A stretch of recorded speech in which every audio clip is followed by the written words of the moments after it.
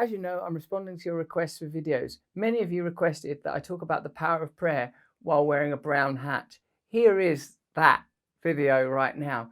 How I use prayer is a petition to a higher aspect of myself. You might think, I ain't gonna pray. It's a Take That song. I can't be bothering myself with that old-fashioned claptrap, praying on my knees, broken down, doing stuff that my forefathers done. What about my foremothers? Where's their story? Where's the glorious story of the matriarch? Where are the prayers of the earth herself?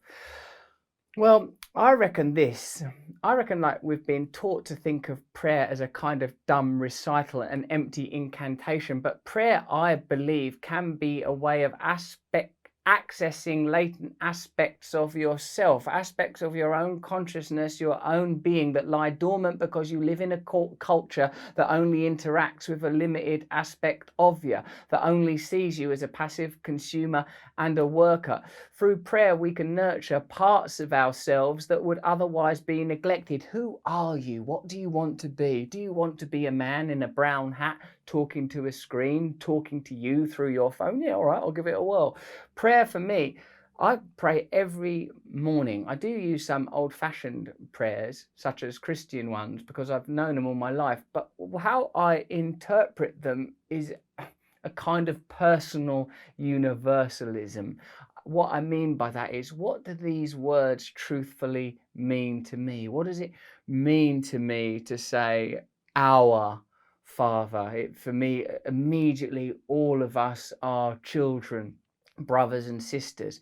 I recognize we live at a time where sex and gender are volatile topics, but I don't see the impersonal, immanent, while simultaneously transcendent deity that governs all beingness and non-beingness as having a particular set of sex organs or traits, merely as being a powerful parenthetic force holding me in great power within and without. I suppose even deeply committed atheists understand that the limits of human knowledge are not the limits of all potential knowledge, because human knowledge itself is continually changing and altering due to the wondrous miracles of scientific inquiry.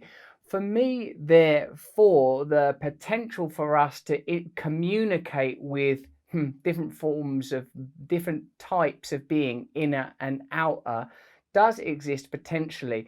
Possibly people would say, if there is some omnipotent force out there in the universe or within us all, not caring about wars and allowing children to get cancer and all the terrible things that happen, why do you think you could commune with it?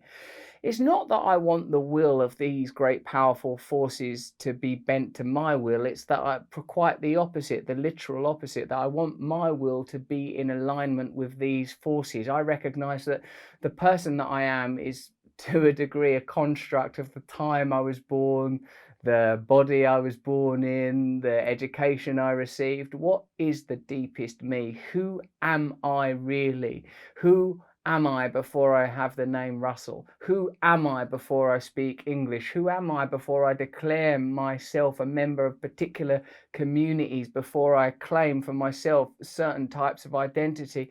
What is beingness itself? Can I possibly commune with that in an unsullied and uninterrupted way? I actually believe I can, through meditative techniques and even the recurring memories of psychedelic experiences that I induced at a ridiculously young age. Looking back now, I feel like I can access part of me that isn't really me at all, that there is some un-me, that there are nations, territories, planes and realms within the self, unexplored, new languages, limitless possibilities, limitless potential. Don't you think every time in a kind of personal sliding door mythology that you don't take a day off work but go in instead, or that you don't go away on a trip but stay home instead, or you do walk across a bar or a crowded room to talk to a person you're attracted to, that here there is always an interface with different potentialities. There are different me's ready to be realized. There are different versions of me that I have lived through. The power of prayer, I believe, is to commune with some it's difficult to use language when you get into it, isn't it? But I sort of want to say some untainted and essential self that lies beneath all possibility, waiting to be realized. So prayer, I suppose, can be a directive, formative experience. You can control, govern, nurture, and influence the way you are going through prayer and make yourself a nicer person. And I've been using that power to put a hat on. Hello, I'm doing these new videos more frequently now. Please hit the notification button at the end of this video, because then you'll get like a little bell when I post a new video, and I'd like you to get a little bell when I post a video. Then I can, I don't know, be buzzing away in your pocket. Sounds like I'd be like a little pocket mosquito. Anyway, subscribe, click the bell, because I want more people to watch the YouTube videos. You specifically.